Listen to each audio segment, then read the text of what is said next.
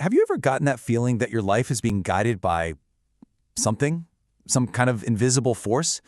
Well, according to the brilliant mythologist Joseph Campbell, you're absolutely right. We're about to dive into his incredible idea that there's an ancient, universal map that's secretly shaping your entire life. No, really. Let's think about that for a second.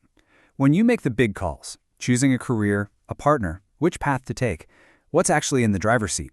Is it just cold, hard logic? Is it the data? Campbell's work suggests it's something way older and a whole lot more powerful than that. Here's the secret. It's not the facts that steer you.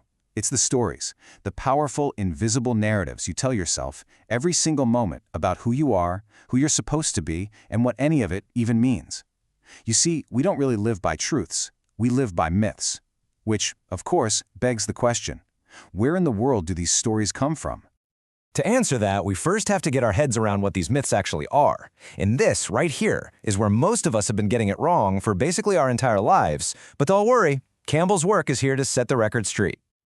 Okay, so when you hear the word myth, what's the first thing that pops into your head? Falsehood, right? A lie. Campbell argued that this is one of the biggest misunderstandings of the modern world.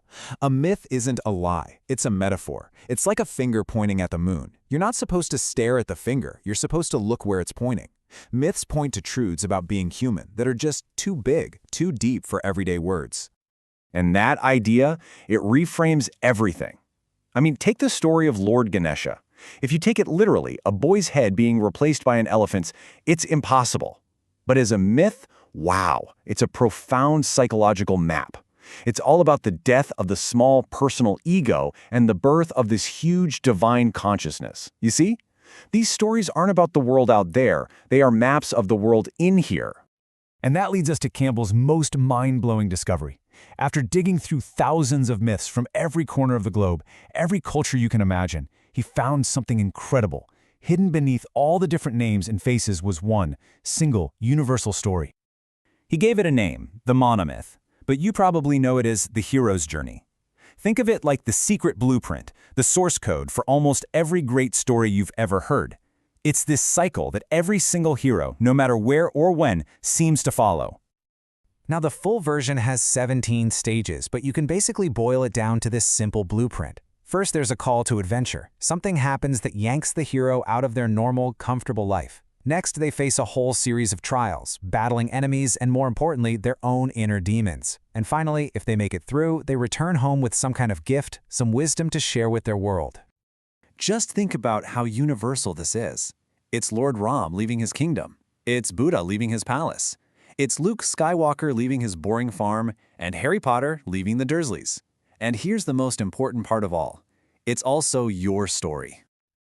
Okay, so that's great for movies and ancient legends, but how does this old pattern apply to us, right now, in our modern lives? Well, this is where the map stops being theoretical and becomes an incredibly practical guide for navigating the struggles we all face. You know that new business you're absolutely terrified to start?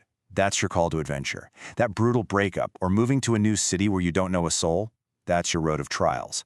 What Campbell's work shows us is that these obstacles aren't here to punish you. They're here to teach you. They're designed to show you what you're really made of. That's the real point of the trials. They are, exactly like the saying goes, the fire that turns raw iron into hardened steel. They forge your character. I mean, just as the long exile transformed Prince Ram into the ideal man, Maryada Purushottam, your struggles are what are shaping you into the person you were always meant to become. So if this universal map is real, how do we find our own unique path on it? What's the compass we're supposed to use to guide us on our personal journey? Campbell's answer to this was just so simple, and yet so profound. His most famous piece of advice was to follow your bliss. But we have to be really clear about what he meant by bliss. It's not just about pleasure or being in a good mood. It's that deep feeling of rightness, that activity that makes you feel so alive that you totally lose track of time. The thing you do even if nobody paid you for it. That feeling, that's your compass, that's your true north. And here's the promise of the journey. Campbell believed that when you actually find the courage to follow that inner calling, the universe itself kind of conspires to help you out. Doors open where you thought there were only walls. Help shows up from the most unexpected places. It's almost like you've finally aligned yourself with the story the cosmos wants to tell through you. But, of course, there's a catch.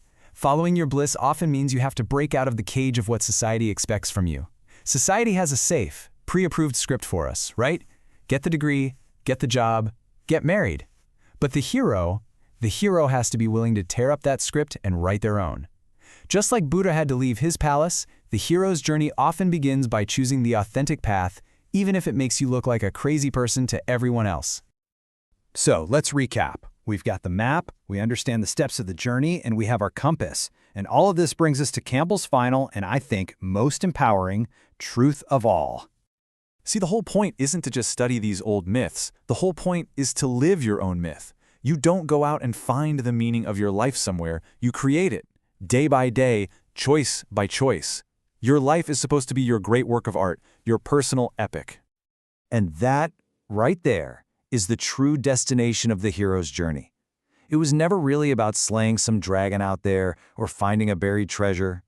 The ultimate gift, the real prize at the end of the whole quest, is the incredible privilege of simply becoming who you truly are. So, the call to action here is pretty clear, isn't it? The map is in your hands. You have to stop waiting for someone to give you permission. Stop refusing the call when you hear it. It's time to step out of that comfortable cave and finally begin the adventure you are actually born for.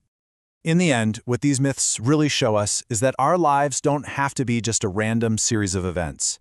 They can be a meaningful, incredible, epic journey. Your story is waiting.